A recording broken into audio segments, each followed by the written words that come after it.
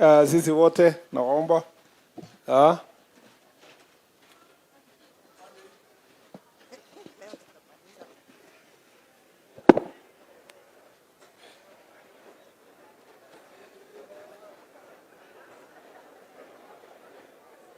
asante sana. Please continue. I'll respond very briefly, alafu nitapatia viongozi wetu, alafu tumalize. I'm very happy. Kwanza wacha nifungue kwa kusema nimefurahi sana sana sana kwa nyinyi wote ambao mliongea kwa niaba ya wenzenu. Mlisema kila mtu alikuwa na point ya kusema. Leo there was minimal repetition. There was a lot of emphasis kwa mambo yenye inahusu wananchi. Na everything was very good. This is one of the best jukwaa la usalama forums I've ever attended. Na nikisema hivyo nasema kama nimesunguka 39 counties now, including this one. So I must say you are actually number one in terms of addressing. Hata tukitoka mkutano unasikia kweli umejua shida yenye iko Gusii kwa aje na tunaweza suluhisha kwa njia gani. And that's why I'm really, really grateful.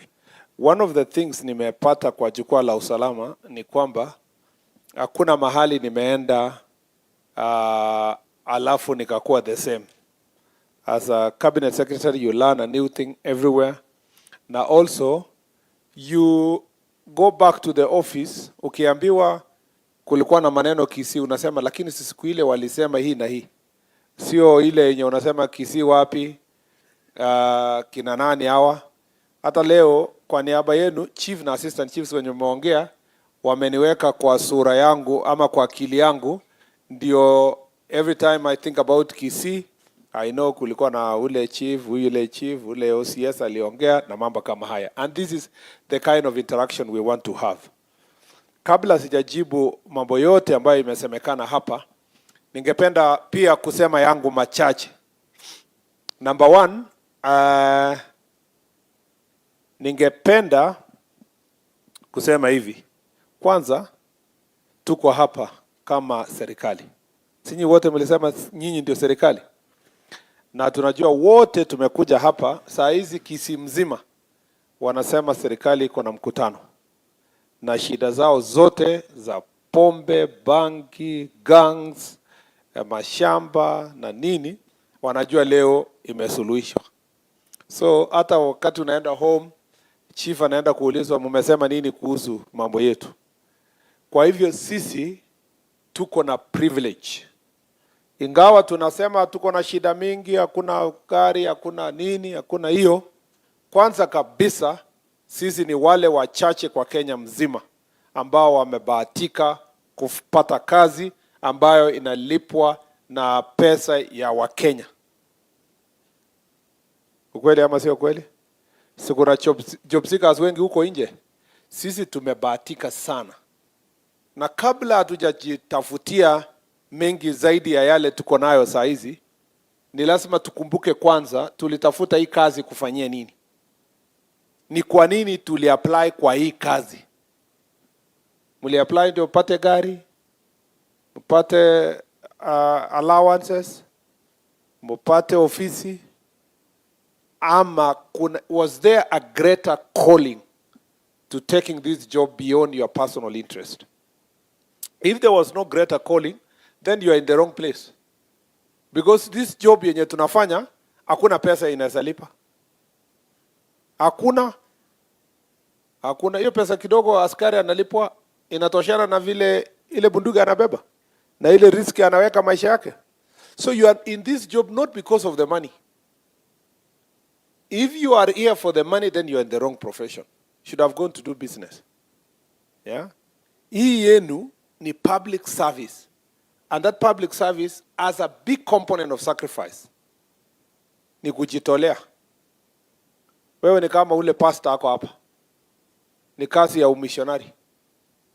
Ukiona pastor mwenye anahubiri injili vizuri, ni yule hakusema waje niende kanisa kwa sababu sijapata job ingine.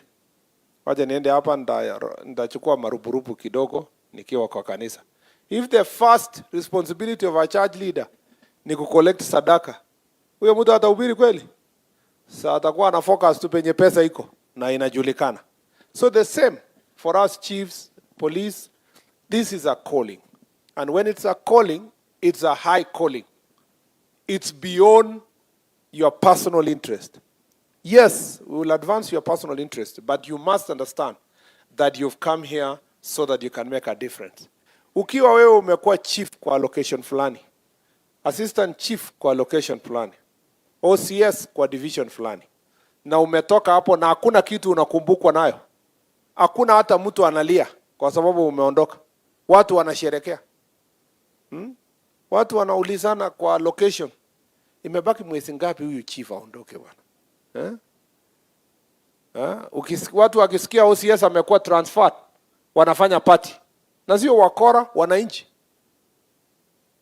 If, and I like, sometimes tukitransfer some OCSs, IG make transfers, ametoa OCS. Watu wanachukua matawi, wanapinga, wanasema huyu OCS haendi. Thank you very much. Na ni wananchi. Huyu OCS, that is the real litmus test that that person was the servant of the people. Yeah? Ukweli ama sio kweli? Yeah. Lakini ukipata mtu mwenye akiondoka hivi, the entire village wanapiga makofi, wanasema thank you. Unajua tunaenda mahali wanasema afadhali kutokuwa na kama hakuna OCS mwingine, waje tu huyu aende tukae kivyetu. You know? You must understand that. Chiefs wenye wako hapa, wenye waliandikwa kazi 2 years ago wako wapi? Wenye bado hawajalipwa salary, wengine nini? Yeah. Nani ameandikwa kazi 2 years ago hapa?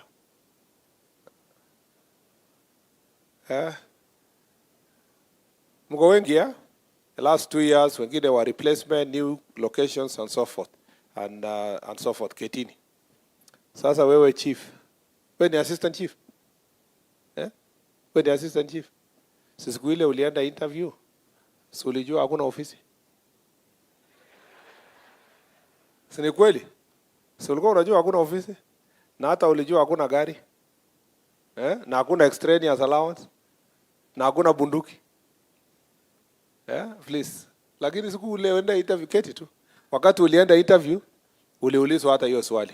Kaambiwa sasa, wewe chief, wewe assistant chief, utafanyaje hii kazi na hakuna gari na pia hakuna ofisi? Ukasema mimi I am very creative. I can work anywhere. I work under minimum supervision. Sinamna hiyo? Ukaulizwa lakini utafikaje ile side ya sublocation ama ile side ya location?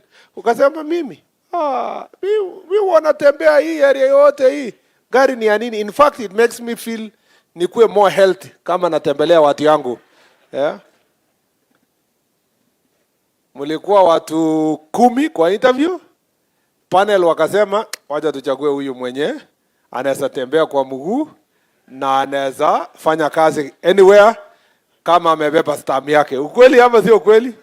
Siku yenye ulifika ofisi ukaanza kusema hii kazi gani, hakuna motorbike, hakuna ofisi. Na kwa interview ulisema I work in any environment. Yeah? Ukweli ama sio kweli?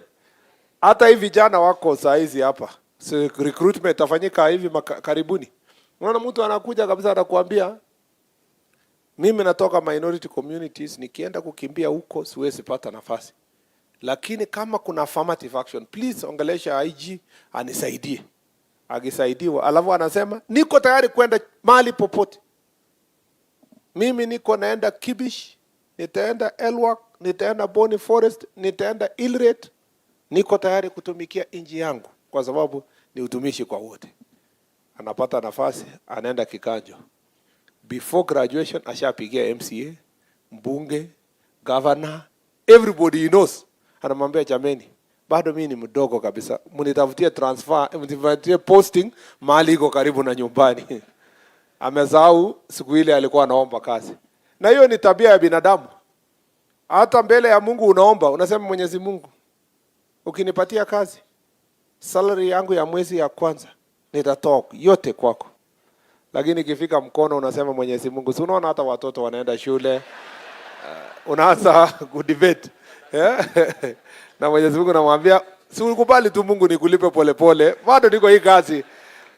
Niko hii kazi kwa miaka mingi. So you need to remember your job, that the first call is to serve. And you must serve diligently. You need to understand your work. And I'm very happy with most of the chiefs who spoke here. Muna understand kwamba you have a job kwa housing. Kuna maneno ya SHA inaendelea. Ukuwe umepata training, ujue SHA inakuwa registered aje. Inalipa aje. Watu wangapi kwa location yako wameregister. Si ati ukifika hapa unasema hata sisi tumesaidia serikali kuregister SHA. Ulisaidia serikali ama ulifanya kazi yako? Si umefanya kazi yako? Kwani wewe unawezaje kuwa location yenye watu yako hawajaregister SHA? Yenye kuna farmers hujaregister? Yenye kuna health people ambao hawajakuwa tested by health promoters? It's part of your calling to make sure that your location and sub-location is properly served, because they have a diligent chief and assistant chief. So you need to understand your job. Useme, this is my job, this is my calling, I must make a difference. Ukiwa chief kwa location fulani, unajiuliza, hii shule iko aje? Wewe sio ati mnasimamia mashule, lakini wewe ndio unasanya watu yako useme, jameni, tunataka kuongea na mheshimiwa. Tunataka hii shule tuongezewe classes. Watoto wetu wanasomea mahali pabaya. Haya, wewe ndio unaorganize watu yako. Unasema barabara hii sio mzuri, mwaka huu tungetaka ikuwe priority. Usiseme hiyo ni ya mheshimiwa na hiyo ni ya CDF. Because you are the leader kwa your locality. You must understand kwanza, wewe ni kiongozi. Leadership. And a leader leads by example. You know, you must be in front of the sheep na kondoo inakufuata. The Lord is my shepherd, I shall not want. Si namna hiyo? He makes me lie in green pastures. Yeah? And you know, so you must lead your people to green pastures. You must lead them to water. They must finally say, surely goodness and mercy shall follow me. Sindio? Kwa sababu of the work you have done. Leader. Usikue a butcher. Kuna the Lord is my shepherd. Lakini kuna the Lord is my butcher. Tofauti ya mchungaji na ule wa butcher anaitwa nini? Mchinjaji. Inaitwa hivyo? I know it's a corruption of Kiswahili, lakini tuseme mchinjaji. Mchungaji na mchinjaji. Sijui wewe chief ni mchungaji ama ndio mchinjaji. Sasa zingine tunasoma kwa habari kwamba bwana chief, kuna chief alifukuzwa. Alitoka kwa nyumba ya jirani. Alipatikana akikula kondoo. Ameruka dirisha, amebeba longi yake mkononi, amekwenda.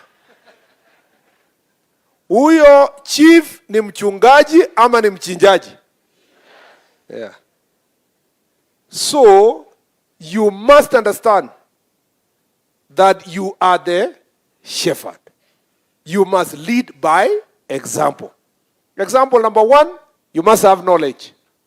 Understand the subject matter. Understand the things you are supposed to do. If you don't understand, na uende baraza, ukiulizwa chochote kwa location, ujui anything, wewe kwanza lose leadership. Ukiona mkutano yenye chief ako, lakini kuna kajamaa mwingine anakaa kona, ndiye anaulizwa maneno kwa community.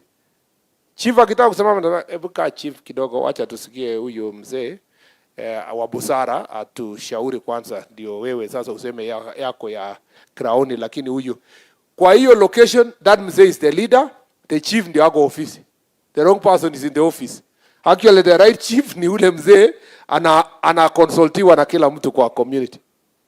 So you must be ahead of your sheep. You must be ahead of your people. You must always seek knowledge. You must seek ways. Don't wait for government to take you for training.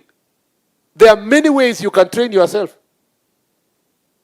Your time unatumia kwa TikTok na whatever, you can go to many open sources kwa YouTube, kwa Google, yenye iko na lot of material yenye unaweza kujiongezea knowledge kama chief. Hata kama hujasoma, sasa hata hiyo ni rahisi. Unaenda kwa YouTube unasikiliza. You just search. Explain to me about SHA. Kuna ingine hata inaitwa ChatGPT. Siku hizi hata unaweka tu sound hapo inakuambia SHA is a program started by the government of Kenya, it's being implemented like this. You can always, there is enough places to get knowledge. Si namna hiyo? Kuna chief ajui nini inaendelea kwa location yake? Kuna chief ajui anything? Si chief anajua kila kitu? Ukweli ama sio kweli? Hebu tuambiane ukweli. Si chief anajua kila kitu? Si ni mtu ya network huko nini? Anajua changai inauzwa wapi? Nani anauza? Nini? Hakuna kitu chief ajui. Chiefs ndio ule anasign ile karatasi ya watoto kupata ID. Ukweli ama sio kweli? Uliza chief. Nauliza huyu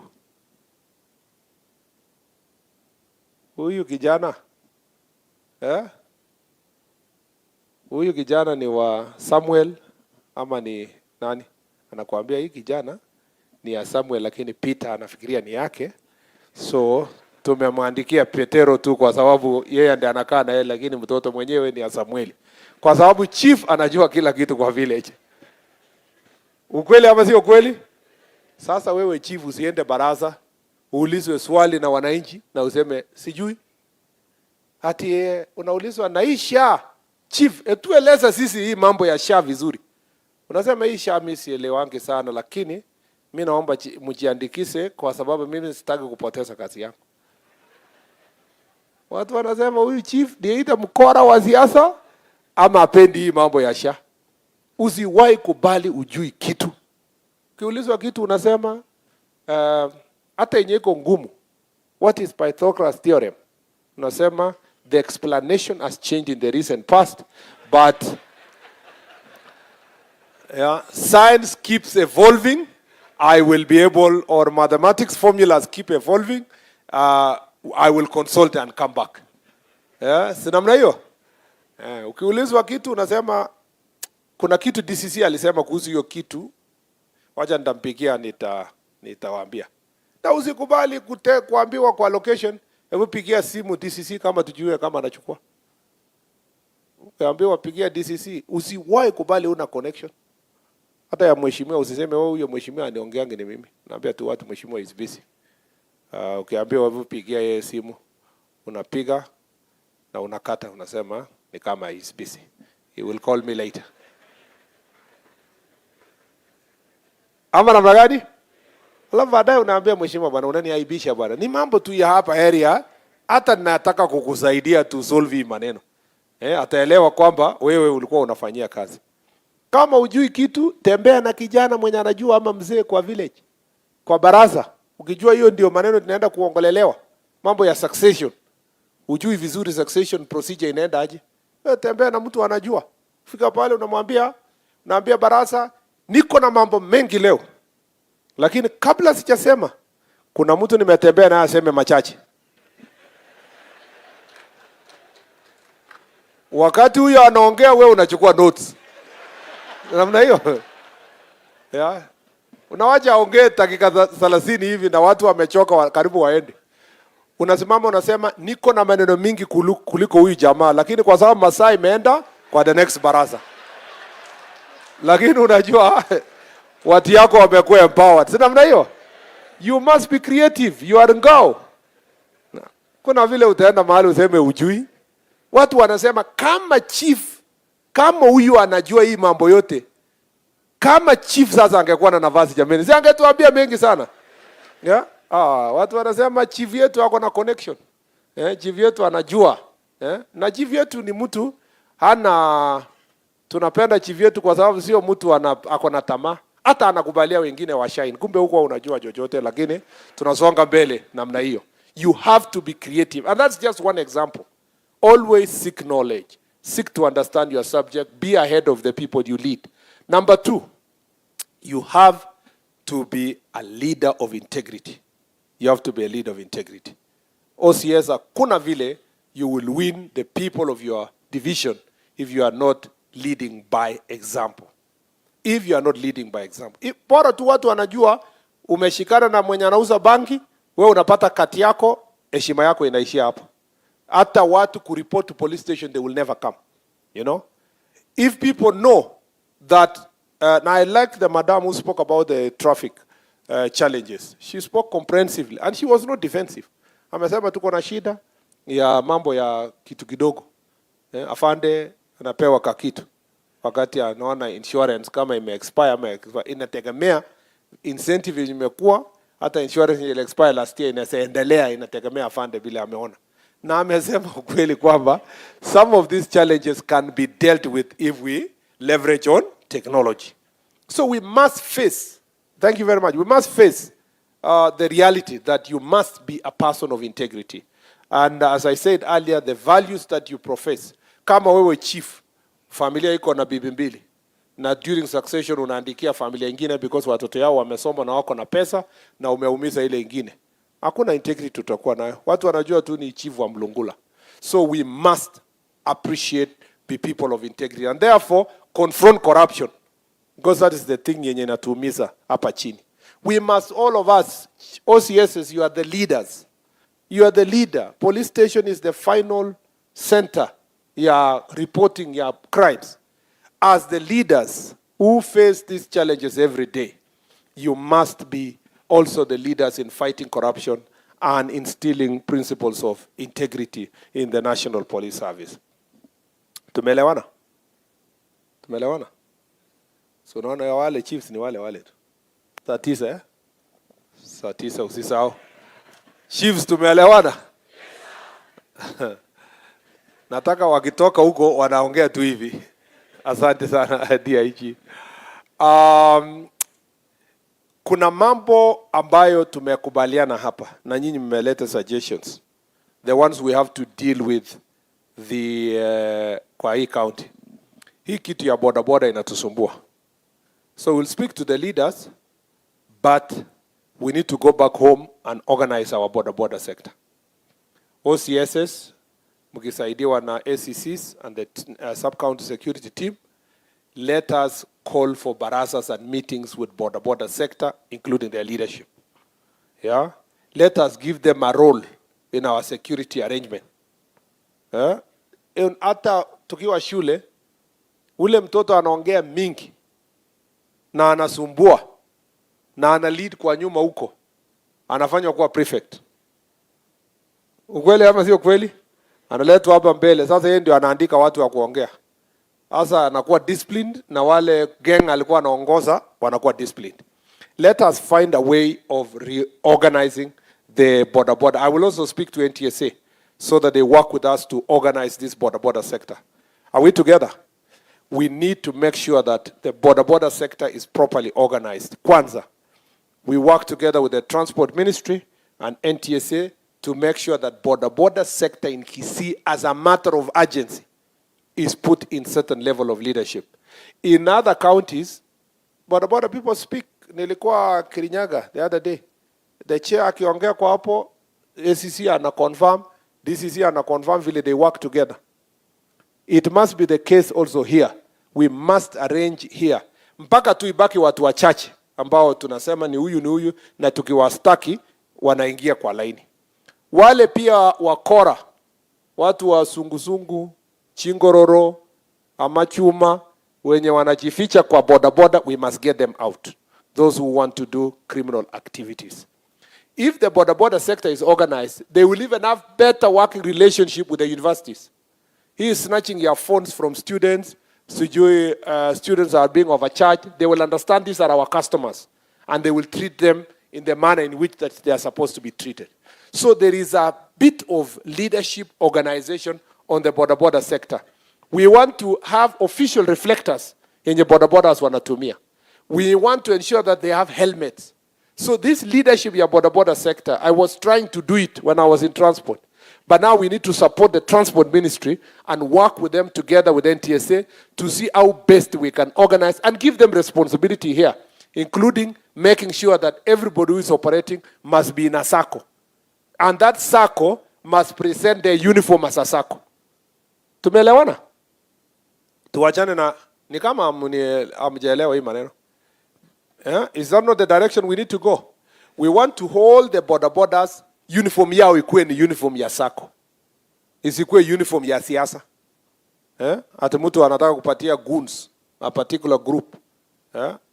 That sasa wanavibe, wanapiga watu, wanapeleka watu nyuma ya town, wana torture people. No. And we cannot surrender any part of Kenya to gangs. We cannot. It doesn't matter who is doing it.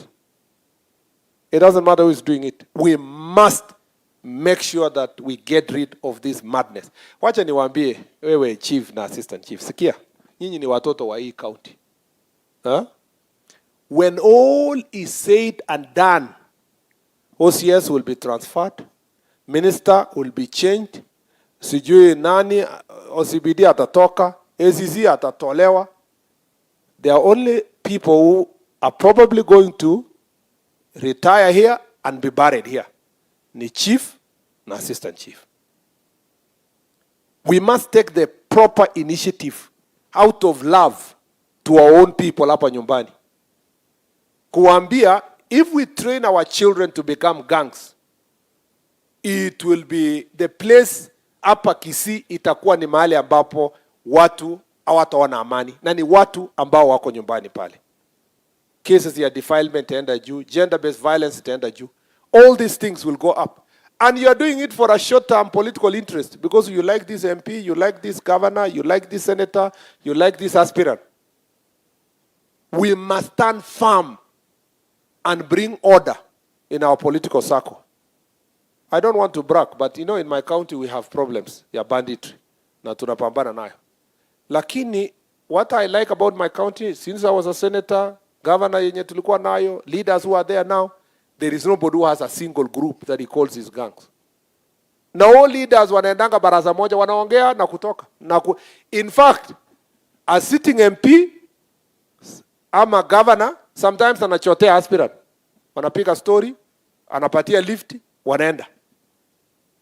Here, even to sit on a podium like this, some counties, a number of counties in Kenya, the political environment is being extremely polarized. We need to bring sanity in leadership in our country. We cannot continue like this. Any person who is looking at Kenya in 2063, Kenya 100 years in 2063, must have this in mind, that allowing or surrendering any part of Kenya to goons or gangs is surrendering the nation to violence. Please, hii madharau tunapatia watoto wetu wadharau chief. We think it's about the chief. Wadharau OCS, wachome police station, walinge mawe polisi. We think, sisi tunafanya hiyo tuonyeshe serikali. Wewe ukichoma duka ya mtu kwa Kisii, ati nionyeshe waziri. Waziri yako huko Nairobi. Your political competitor yako huko Mombasa. Unakuja kuchoma biashara ya watu wa nyumbani hapa, ingeandika watu kazi hapa, ati as a lesson. Lesson to who? That is really entrenching anarchy in our society. And I beg you, you are a very important county for this nation. Economically, business-wise, and in many ways, like every part of Kenya is important. We must make sure that we do not allow this behavior that we have seen with our border sector to take root. Hiyo tabia tuliona tarehe moja mwezi wa 9 is unacceptable. It is totally unacceptable. And we have agreed with the security team what will be done. We must work together. Number 2, Pombe. I'm very happy with the chiefs who are fighting. And I'm very happy what the ACC said about your fight against the alcohol. And thank you for what you're doing about Chang'aa, na hiyo mambo yote mnapigana na kushikana kufanya nini. Thank you very much. That's why I told you ni service. It's a calling. Tuko na shida ya ethanol kutoka huku nje. Please, OCSs, that is your job. You can't tell the chiefs wafukuzane na ethanol yenye na move from one corner to another. It is your job also to make sure that these characters who have been selling this adulterated alcohol are apprehended. Tuko na jamaa moja hapa sijui anaitwa nani. ana yeye ndio gwiji ya mambo ya sijui anaitwa chief ama chef, ama ni Jeff, sijui ni chef, ni chief ama Jeff, hata kwa hii town. Hata amesema he is untouchable because askari wakikuja anawalipa, sijui ati nini anane.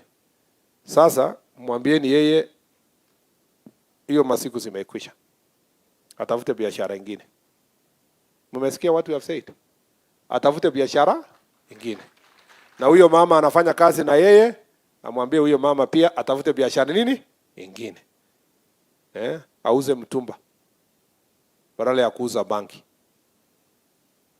Today declaration ya Gusii leo, that business has come to an end. It doesn't matter kama amelipa magistrate, amelipa judge, anasema ako na OCS kwa mfuko yake, ako na kwa mfuko, ako sijui na mwanasiasa kwa mfuko. Today is the last day and it's the day of the Lord. He should look for another business. Na DIG will confirm that later when he speaks. Hiyo tumesema kwa heri, bye bye. Aimbe ile wimbo ya sitarudi Misri, atafute biashara nyingine. Tumesikizana? Alafu ya tatu, mambo ya defilement. Hakuna vile tutamaliza defilement msipotusaidia kama chiefs na assistant chiefs. We must sensitize the community about the danger of hiding cases of defilement. Na hakuna kumaliza cases of defilement kinyumbani. Ati kienyeji hapa nyumbani, ati ni baraza, ati walikubaliana. OCS, please. Don't come to a meeting like this na usema, unajua wale walikubaliana wakasema tumalizie nyumbani. Au unawezaje kubaliana defilement of a mtoto ya 9 years, 11 years, 12 years? Walikubaliana aje? Watu wenye wanakubaliana peke yake ni above 18. If a lady comes to police station, report na she's 25, amekuja kureport police station akasema I was raped. And then arudi aseme nilidanganya. At least you can say she's using a mind. Yeye mwenyewe ni above. Lakini hakuna mtoto below 18 years who has a right kukubaliana on anything. Because they don't have the mind. They don't have the capacity to have sex. Any kind of sex she has with anybody is known as defilement. Tumelewana? Of course, there is some complication where they are all young. They are 16, 17. Boy and girl are both 16, 17. That's a different complication. And the courts have been struggling to deal with that issue. Because the question is who defiled the other. But, no, that's as a matter of fact.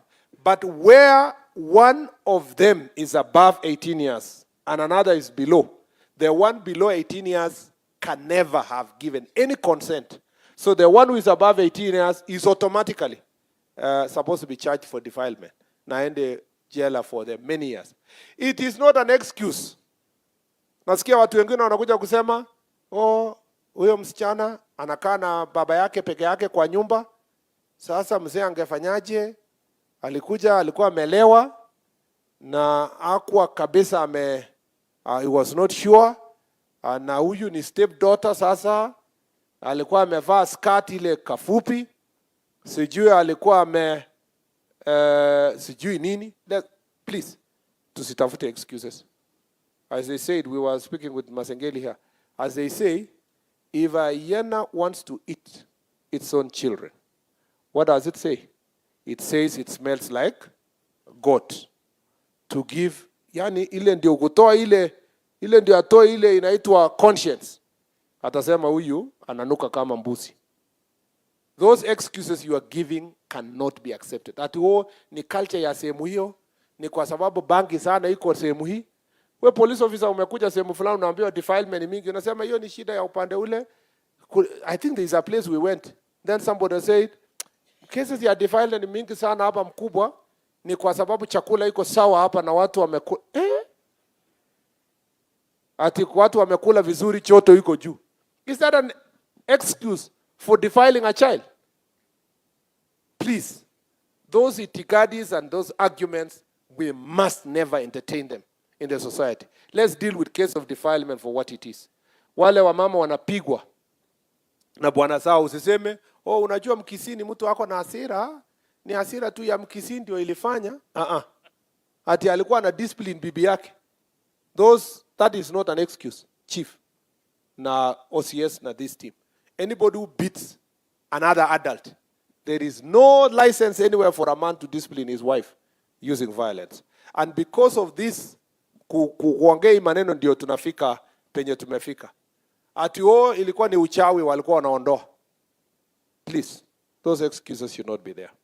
The last thing I like to highlight ni mambo ya land issues. Land issues hapa is a big issue, and it's a conversation that when we are writing Vision 2063 or the vision of Kenya, kwenda mbele huko Kenya in 100 years, we need to dream that in the next 30 years, Gusii, all the people will be living in one area and there will be big land for farming. You need to start thinking to shift the mindset.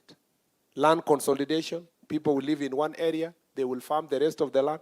Because if we don't do that, this is going to be a rural slum. If you overfly Gusii, kila mtu wako tu kona hapa kona hapa kona. Mtu akioga kwa hii nyumba ingine, maji inamwagia mwenye wako hiyo nyumba ingine. It must stop. You know, it must stop. We must find a way. And that's not my job, of course. And it is our job collectively as a country. But what is our job is to ensure that land disputes are being solved using legal processes. I agree with those who have said tupatie skills chiefs, ACCs na wengine ndio wasaidie kwa alternative dispute resolution.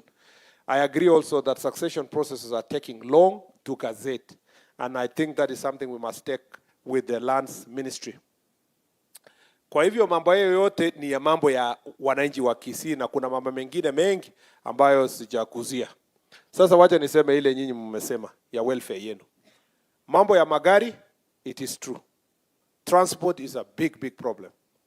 Many of your police stations don't have cars. Sub-counties yenye haina magari. Hata saa hii mnaniambia, ule mzee alisema hapa tengeneza hii division, tangaza. Yes, naweza tangaza.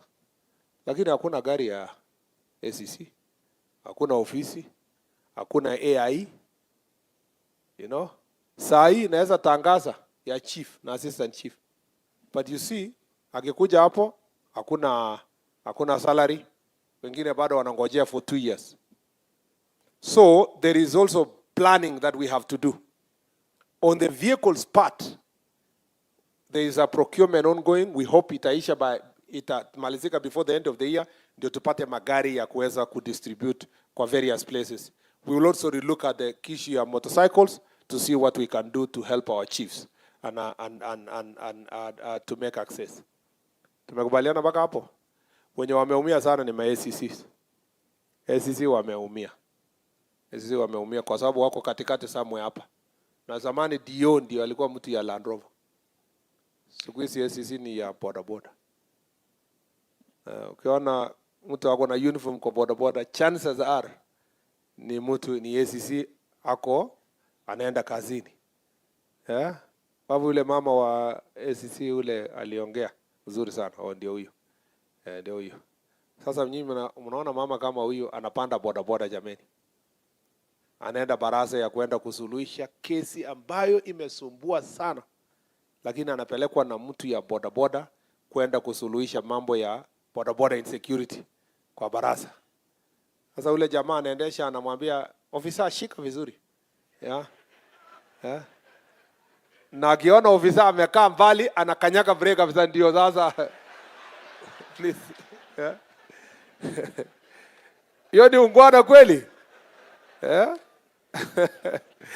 Niliambiwa huko Makueni kwamba kuna ofisa moja ACC alikuwa anaenda baraza. Amepelekwa kwa motorbike kabisa. Mtu ya motorbike alipoona baraza ndio hii, watu wamekaa kama nyinyi, akaongeza style ile yani akaangusha ofisa. Kofia ikaanguka mbali, ati mtu akashout kwa mkutano akasema serikali imeanguka. So ndio serikali zianguke, we want to see if we can have one vehicle at least in a sub county yenye itakuwa pool vehicle yenye itasaidia SCCs waweze wakafanya kazi yao kwa njia ambayo itakuwa ya heshima. Na wakati tunang'ang'ana kufika hapo, please let's also carpool. Yeah? Gari ya kama OCS ako na gari aende na ACC. Si namna hiyo. Kama DCC ndio ako nayo akusaidiane na ACC for the time being. Yani make sure we cover each other. Tusiwaje mtu kusema bana huyo mwambie atafute boda bana. Ang'ang'ane si alitafuta hii kazi. Si ulisikia waziri alisema wewe ulitafuta hii kazi na ulijua hakuna gari. Please let's make sure that we carpool together to help each other. Number 2,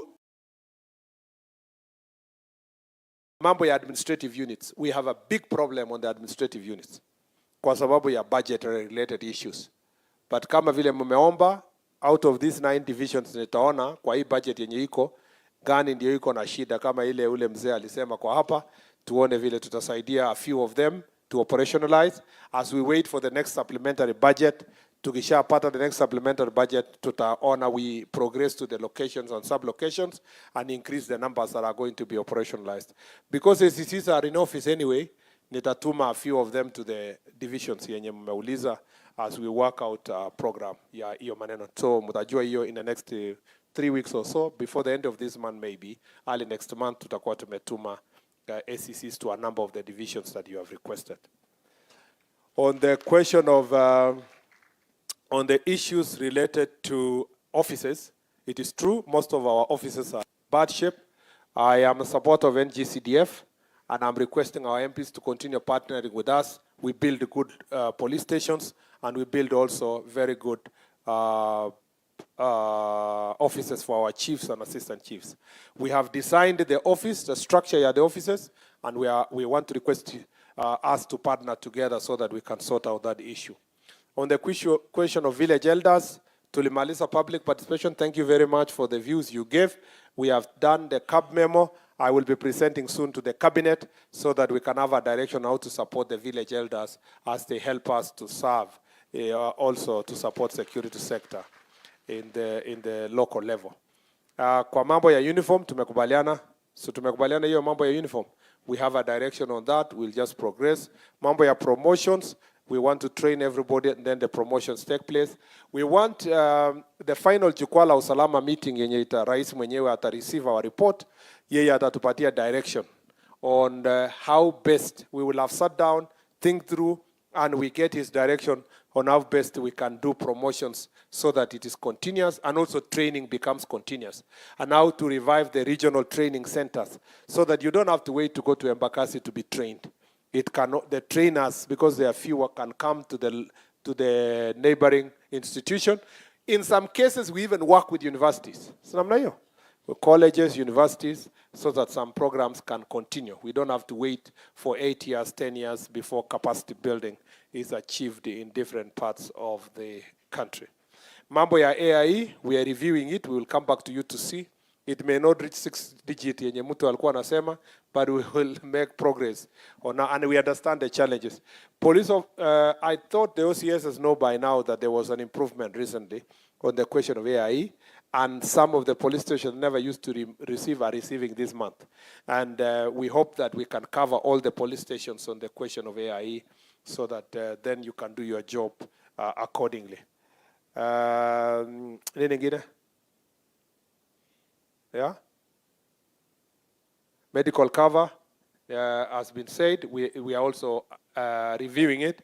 We review and we see also if we can have a better scheme under SHA that is better than the scheme that we have at the moment that can serve everybody. So the review is ongoing on the question of medical. Bas kuna mambo mengi. Mambo ya lights. Deputy Governor atakuja kujicommit hapa. We want street lights around some areas, and unmotorized transport, DG.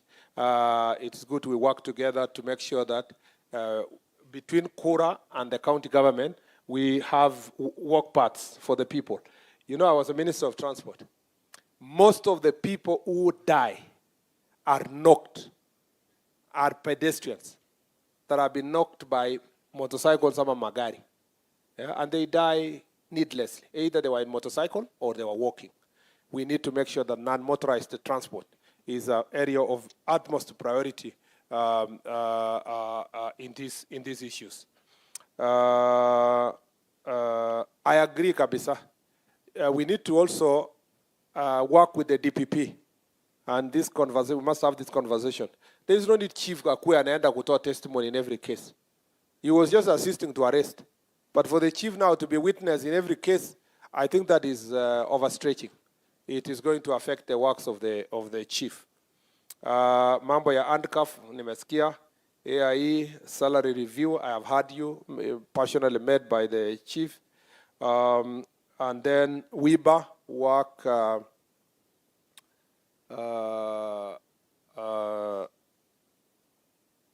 the compensation for injuries that occur in work, in the Work Injury Benefits Act. We need to extend it, and I agree with you, to other injuries gotten in process of operation. You know, if you are doing operation, napiga changana umetandikwa, you should also be compensated in the process and so forth. So that is that. I have heard you very well.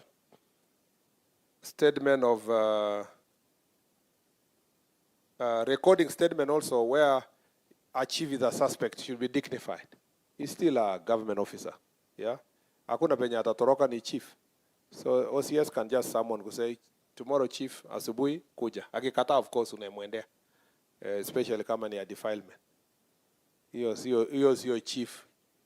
Hiyo sio mchungaji, hiyo ni mchinjaji. So kama huyo but it's still a suspect until we sort it. Housing, sorry. I wanted to say that we are working with the housing ministry to build 17,000 houses for the police. And this county, of course, headquarters around, and a number of places is going to be beneficiary. We are going to streamline mambo ya housing, including for the SCCs where they live. Your case has been made passionately. That is one area that we must apply our mind properly to see what can be done. Gender desk is also important. We are going to make sure that that is skilled in all the police stations, and also maybe in the sub-counties to have a gender desk. Extraneous allowance, I've heard you. Mambo ya training, mapema, I've heard you. Support on prosecution, mambo ya banki, transfer policy. We're also going to work on a transfer policy. That is clear. Mtu anakaa mahali fulani for how long? Unless of course, it is extremely important for. There should be general principle, and then now there would be operation. You may have good skills. We need you to go and save the country in another place, so you have to go. Ama tuseme our officers wenye walikuwa promoted wakae hapo mpaka December. Yeah, cases like promotion, for example, they have to leave. Na pengine wako na watoto hapa, so but still we have to get them out of the station where they are. So logistics will be met, but we must give a human face to public service. Ama namna gani? Yenye mtu anasikizwa anasema mnaweza nipatia 3 months jameni mtoto amalize shule or something of that sort. Sometimes of course you have cases where, especially when it's women and they're the ones with the children, we have to be very careful. We are lucky sometimes the man where he's working, his family is elsewhere. Amewacha nyumbani or something like that. There was a study someone read in Nakuru that because of the nature of transfers and working conditions of officers, cases of divorce are very high. And he read some numbers. So we don't also want to break families in the course of performing our duties. It's important to support the family. Mambo ya gambling, I agree. We need to do a crackdown on gambling and gambling machines that are not licensed. Mambo ya strength, police strength will be sorted by the hiring that is coming up. Mental health issues, we are very passionate about mental health. And so any police officer, our police officers wenye wamejaa everywhere na ni addicts ya pombe tuwapeleke tuwapeleke rehabilitation center. Lakini also I agree with the OCS who said you can't take mtu rehabilitation today, tomorrow. Sasa tuna discharge you in public interest. Aendelee na rehabilitation na family. Sinamna hiyo? Yeah, there is only so far you can do. You can't rehabilitate someone who is 30. 30 and take them to rehab continuously for the next 20 years or another 30 years. There has to be a limit. So that policy will be worked out. Transfer policy, recognition, reward program, I agree. We need to come up with a period of time where we come together, recognize who has done what, reward them, celebrate them. It doesn't have to be a lot of money. Hata mtu akipewa 1,000 shillings lakini amewekwa hapa ameambiwa this is the best OCS. It goes into an apewe certificate ya kusema recognized as the best OCS in Gusii County this year. That goes into their growth as a person. The same to chiefs and everybody. I agree with you entirely. Wanasiasa, we will protect you. But we have to go and think about this thing properly because it's being raised everywhere. Tuliambiwa na ACC fulani tukiwa Nakuru. She used to be in Kericho in Kipkeli Onuko. Ati aliambiwa na mama anapika changa. Alimwambia you will be transferred anytime. You will not last 1 month here. So hata hakuwa amejipanga ati kuna transfer. Alikuwa amefika tu huko 6 months. And surely in 1 week transfer. Wewe ukifikiria what happened in that situation? Nini inaweza kuwa ilifanyika hapo?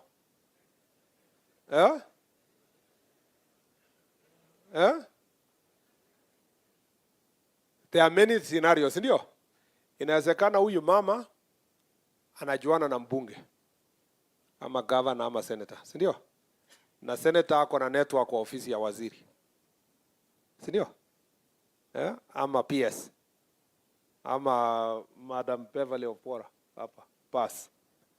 Sasa alafu akashachora please ashachora na mama pombe huko, na huyo mama ni mobilizer ya mwanasiasa, so akamwambia nitakusota. Alafu alipotoka tu ofisi ya waziri akasema huyo anatoka kesho. Huyo jamaa amempigia simu nani? Pigia simu mama wa pombe.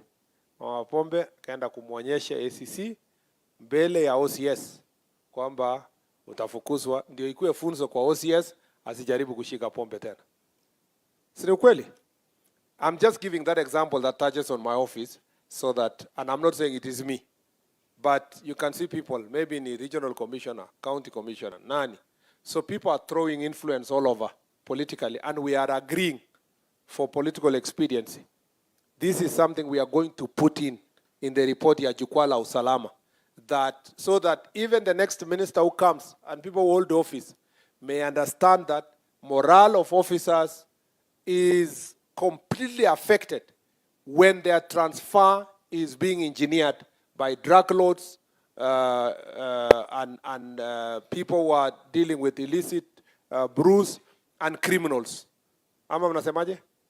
That must be in the report, and it must be something that sensitization must happen at the office of a senior sisi huku. Shida ni huku. So namna hiyo, shida iko upande huku kwetu, and we must be able to sort that issue, and I agree entirely. I think I can say so many things, but you know, not everything was supposed to be answered here. Mambo ya CCTV for security, please, Governor, DG, we have to think again. There might be need for county directive kwamba people who own buildings in urban areas like Gusii town becomes mandatory to have CCTV in your building. That will help in a great deal when you are doing investigations. So that even as we ask the government to put CCTV cameras around the city and so forth, maybe we can start with what is very easy. Because if everybody wires their buildings, it takes about maybe 200,000 wameweka CCTV mzuri, na ni mtu mwanabiashara kubwa, ako na supermarket, ako na building, ako na rentals, ako na nini, they can be able to help now the DCI when they are doing investigations, as we've seen in the past. That has helped a great deal. I have so many things to talk about. Thank you, students. They have spoken very well, and everybody else in this sector. Na kwa sababu hatuwezi kumaliza maneno yote, ningependa tufungie hapa. Si namna hiyo? Kwa sababu you have been a very patient people. Now it is my humble duty to invite Mheshimiwa Zair akuje aseme machache na aonyeshane viongozi wenye wako hapa, alafu aite DG bas, alafu tufungie hapo. Asante sana. Thank you very much Mheshimiwa.